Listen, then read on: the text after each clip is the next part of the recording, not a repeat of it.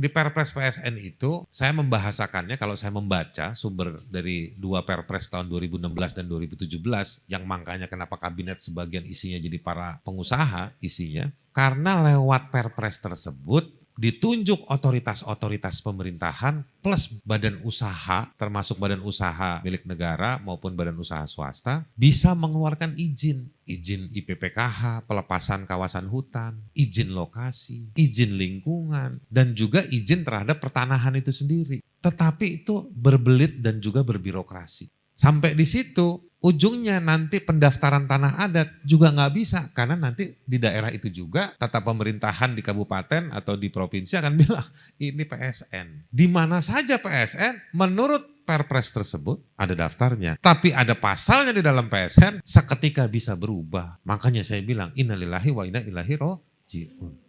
Nah, jadi penting kita untuk mendalami, meskipun mungkin sudah telat, tapi Perpres PSN itu memberikan keleluasaan dan sangat sepihak. Yang seolah-olah, makanya ada Menko yang bicara bahwa kalau kau nggak pernah di pemerintahan, kau nggak usah ngurusin kami, nggak ngerti, bukan nggak ngerti. Sedikit pun ruang buat warga untuk berpartisipasi, mempertanyakan itu nggak ada.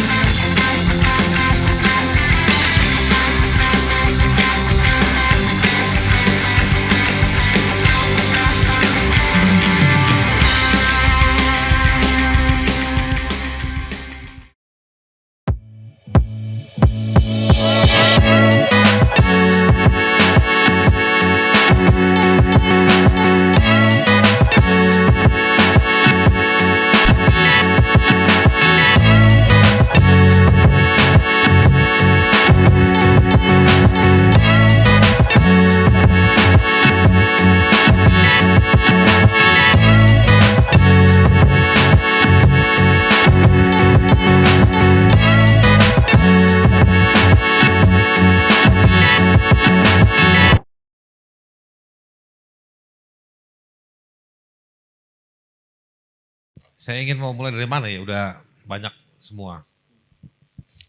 Sebenarnya tadi yang kurang itu pernyataan Pak Presiden yang dia bilang kenapa urusan-urusan kayak gini harus ke saya lagi. Dia ingin mengatakan bahwa harusnya jajaran di bawahnya bisa menyelesaikan. Itu memang mengafirmasi atau mengkonfirmasi lah, mengkonfirmasi dugaan kita bahwa memang ini terorkestrasi lewat struktur negara dan hukum atas apa yang terjadi dalam peristiwa Rempang itu yang ada di Kepulauan Batam.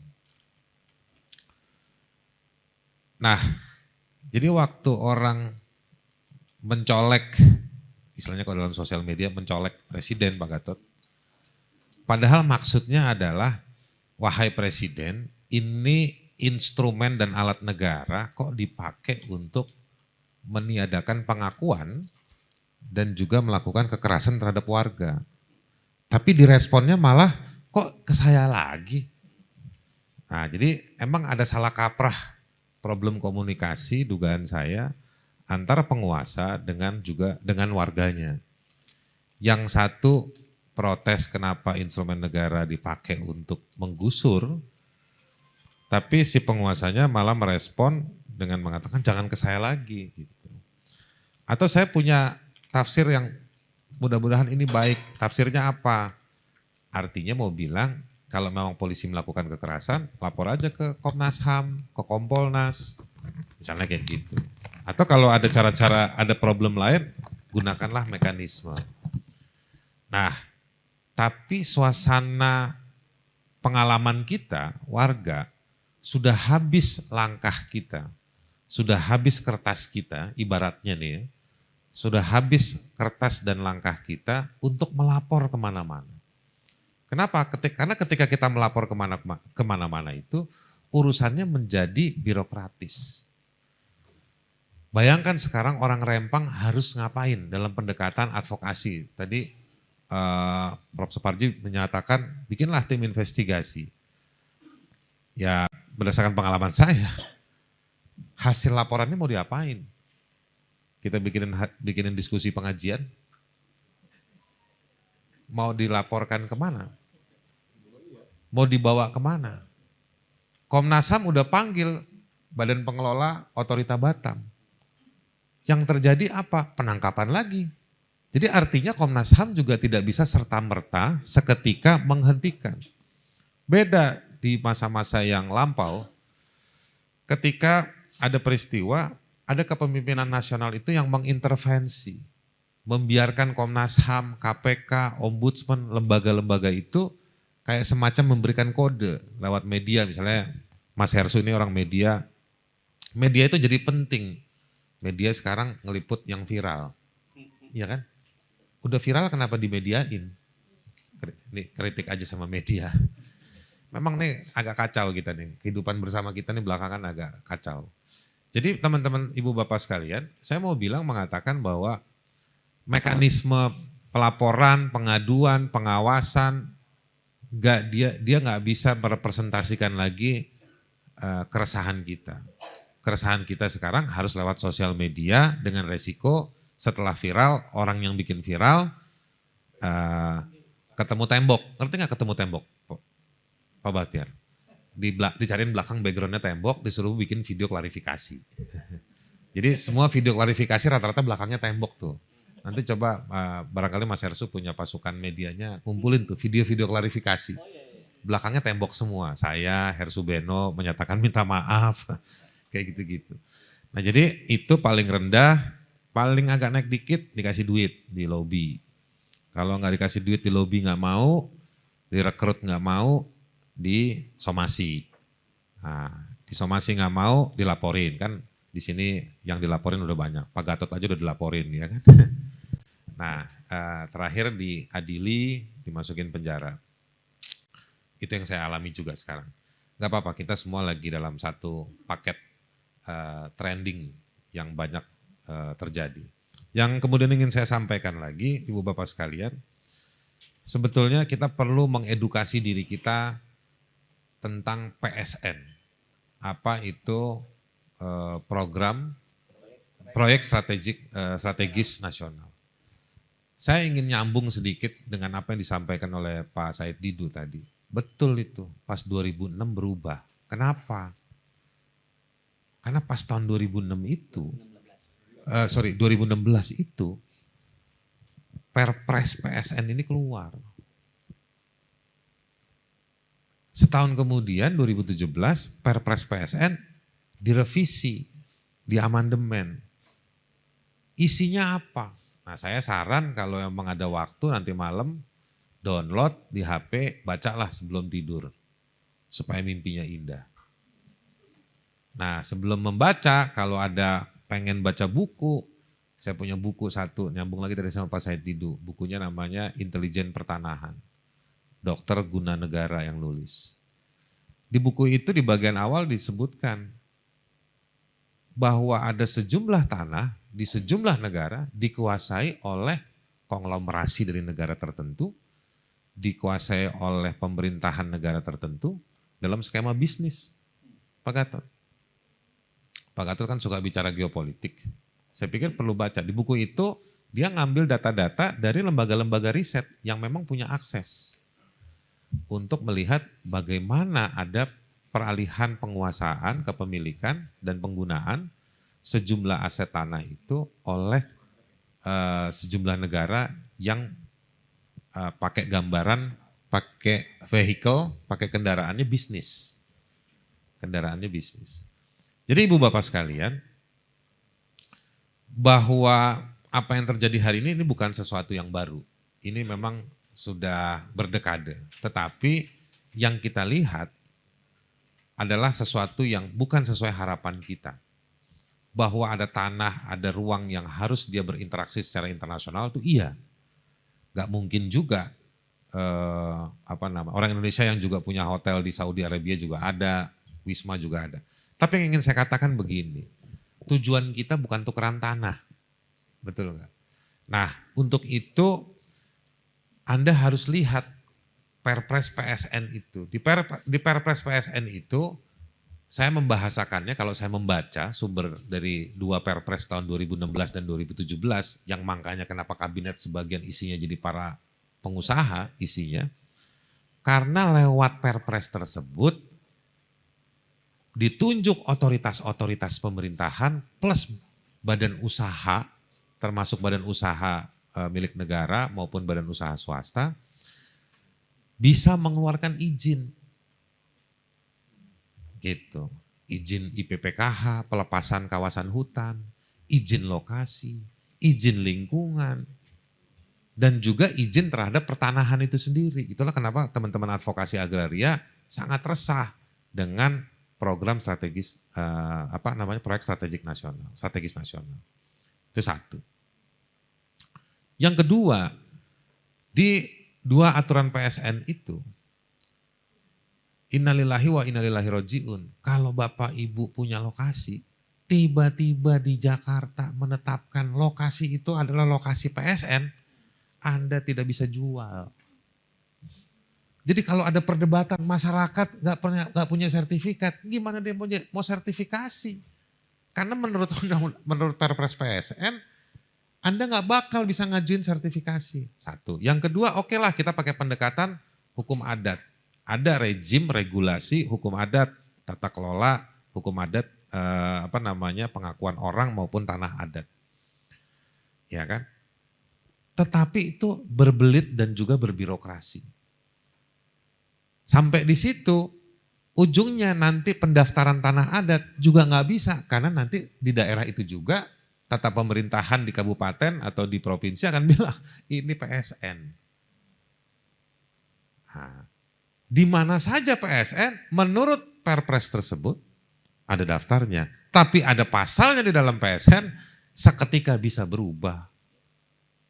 Makanya saya bilang innalillahi wa inna ilaihi roji'un.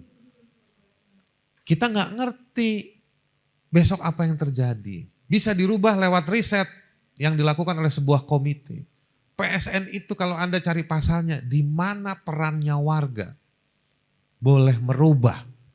Di mana perannya masyarakat, perannya kami. Pak Gatot bilang deklarasi bisa cari nih. Kalau gitu kita bikin tim advokasi untuk merubah daftar PSN.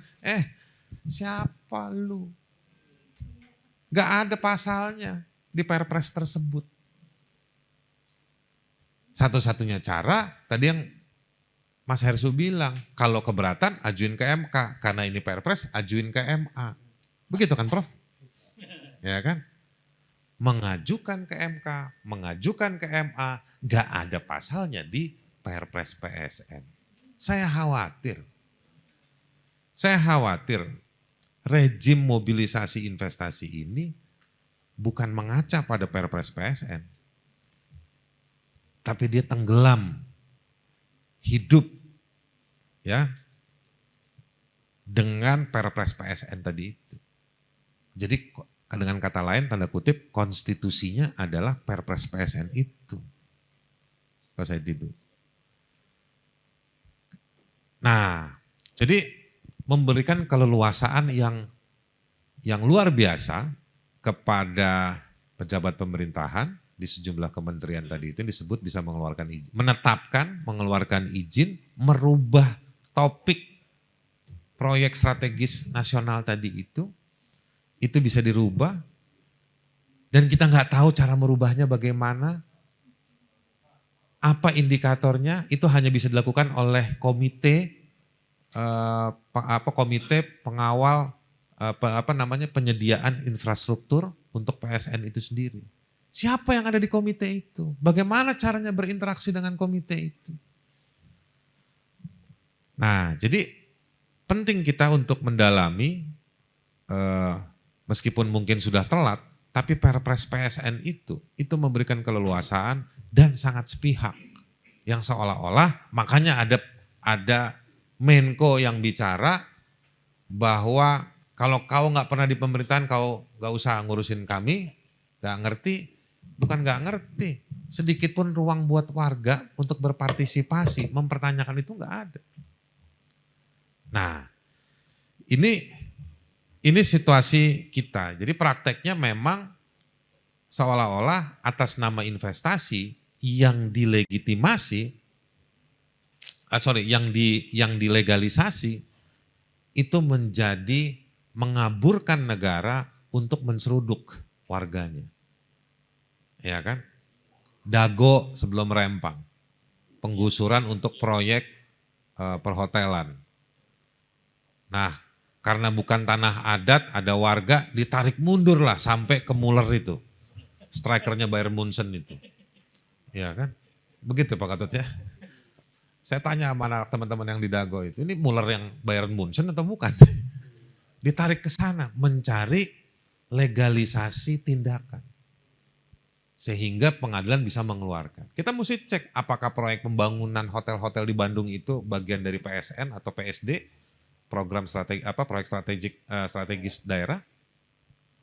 Kalau nikel udahlah, saya nggak usah bicara, udah pas saya tidur udah, kalau ibarat kata tuh kalau ada doa kita mau masuk masjid kan, jalan menuju masjid itu atas bawah, depan belakang kanan kiri, minta berkahnya kan begitu. Nah ini Pak Saididu tuh udah ngomongin nikel seperti itu. Jadi itu juga bagian dari PSN juga. Nah apalagi yang di Sumatera Barat, Air Bangi itu juga PSN. Lalu Wadas, PSN juga. Jadi semua di PSN. Jadi tiba-tiba sekarang habis Rempang sudah ditangkap, air gas air mata dan lain-lain, tiba-tiba kita baru tahu, oh ini PSN. Jadi sebetulnya warga ini diedukasi nggak soal PSN? Nah ini yang saya coba jelaskan 10 menit terakhir ini untuk saya mau memberikan contoh terhadap penjelasannya Prof. Susi tadi. Autokratik legalism tadi itu, satu faham hukum yang otomatis ada itu yang nggak pernah ada partisipasi warga. Dia otomatis lahir aja. Bagaimana caranya bisa lahir? Pastinya kan ada yang di belakangnya ada yang mengelus-ngelus sampai keluar asapnya. Nah ini yang kemudian terjadi. Kalau kita bandingkan undang-undang perlindungan pekerja rumah tangga nggak keluar-keluar. Ada nggak perlindungan PRT di PSN? Nggak ada. Waktu kita bahas investasi PSN, yang kita tahu lokasi-lokasi itu banyak masih tanah yang statusnya tanah adat dan lain-lain. Kok nggak pernah dilahirkan undang-undang perlindungan masyarakat adat? Ya kan Pak Gatot? RU-nya. Undang-undangnya nggak disahkan. Padahal dari sejak 2014 kampanyenya adalah mengesahkan dan melahirkan dan mengesahkan undang-undang perlindungan masyarakat adat. Nggak keluar juga. Jadi memang artinya mekanisme ketatanegaraan kita dia secara diskriminatif digunakan dalam arti yang luas, secara diskriminatif digunakan untuk memuluskan PSN itu. Dan PSN ini yang kemudian kebutuhan-kebutuhan ketatanegaraan, birokrasi, administrasi dilengkapi lewat undang-undang omnibus. Gitu. Dan kita tidak diajak berdiskusi, kita hanya dijadikan ornamen, pajangan ketika diskusi, tapi memberikan legalisasi yang tinggi untuk melancarkan itu semua. Kalau Anda tanya berapa banyak kekerasan, hampir semua upaya-upaya menguasai persiapan lahan-lahan atau upaya untuk pembangunan proyek itu banyak melahirkan kekerasan. Ibu-ibu pernah lihat foto gambar video ibu-ibu di daerah NTT yang juga mau digusur atau kalau kata Prof. Mahfud mau dikosongkan lokasinya. Mereka harus bertahan. Rempang itu masih rame Bu. Rempang itu masih dekat Singapura, banyak sosmed.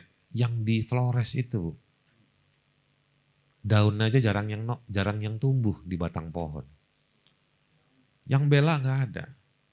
Pagi-pagi didatengin sama pasukan-pasukan yang badannya segede kulkas, bajunya lengkap, ya kan? Yang maju ke sana ibu-ibu, karena laki-lakinya udah ditangkepin. Gitu. Nah, jadi lawan fisik kita dianggap, secara fisik kalau kita melawan dianggap melakukan kekerasan, kalau pakai kata-kata kita dianggap menghina. Nah itu adalah semua kelengkapan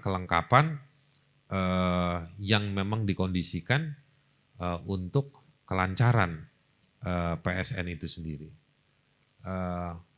Kita berhutang darah, keringat, air mata dengan orang-orang yang dari di Rempang, di Wadas, di Dago, dan di banyak tempat. Karena lewat mereka lah kita semakin sadar ibu bapak sekalian. Dan harusnya itu semua menjadi amunisi kita untuk mendorong electoral justice. Waduh, saya kutip. Enaknya di pembicara terakhir gitu, tinggal ngutip-ngutip. Saya ngebantuin Mas Hersubeno. Jadi ini harus jadi electoral justice. Kita nggak tahu siapa yang bakal jadi presiden dengan suasana seperti itu. Bahkan kita nggak tahu apakah benar ada pemilu. Ya kan? Nah, jadi electoral justice-nya juga jadi pertanyaan tuh Prof. Ya kan? Nah, jadi mudah-mudahan kita memilih presiden, wakil presiden. Kalau saya sih udah cium-cium nih arahnya Pak Gatot nih nanti dukung siapa. Ya. Pak Bahtiar saya belum tahu dukungnya siapa. Mungkin poros keempat Pak ya. Nah, tapi siapapun mereka, kita harus memperkaya narasi kita sebagai simbol. Narasi kita sebagai simbol atas substansi problem. Gitu. Janganlah kita mengkapitalisasi air mata, darah, dan keringat itu hanya untuk 1-2 calon. Tapi setelah itu kita jatuh lagi seperti waktu Pak Said Didu main gocek-gocekan di tahun 2014. 2014 tergocek-gocekan dan 2016 gol. Kartu merah. Suruh out. Jadi mungkin itu Ibu Bapak sekalian yang ingin saya berbagi, ingin saya sampaikan. Bahwa kita berhutang dari kasus Rempang untuk memberitahu, menyadarkan kita atas problem yang jauh lebih serius. Sesuatu yang legal belum tentu legitimate. Bahwa ada krisis legitimasi meskipun penguasa berusaha melegalisasi proyek PSN tadi, proyek strategis nasional tadi itu. Mungkin itu Mas Hersu.